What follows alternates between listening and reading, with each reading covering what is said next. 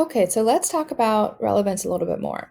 I'm looking at right now a Washington Post article called Women's Long Battle to Define Rape.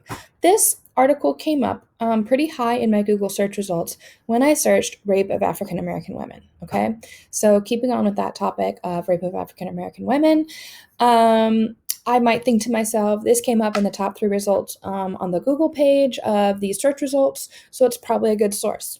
And honestly, Estelle B. Friedman is a great author. The Washington Post is a good source. This was published in 2012, so it's a little old.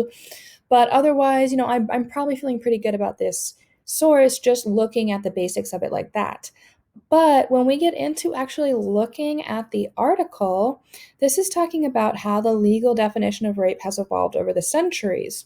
So you might think to yourself, okay, so rape of African American women is going to be a big part of that.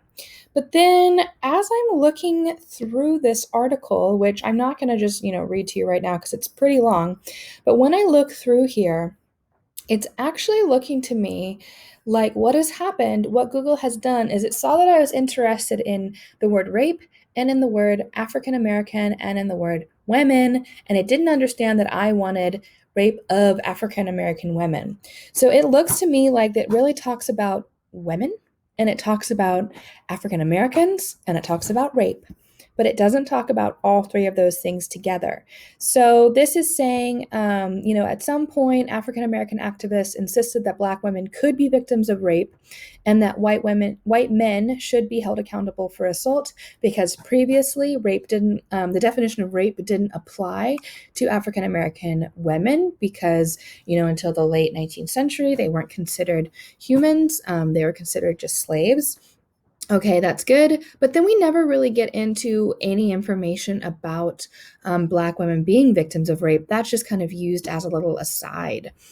So, this actual whole article, again, this is talking about how back in the day, Black women were not considered as people that could be raped because of the severe racism around Black people in our country. But it doesn't get into any statistics or any details about the rape of Black women in our country. So even though it mentions it a couple of times, it mentions our topic, this really is not a good article because it doesn't give us the kind of information we need. It mentions that, yes, Black women have been raped in our country.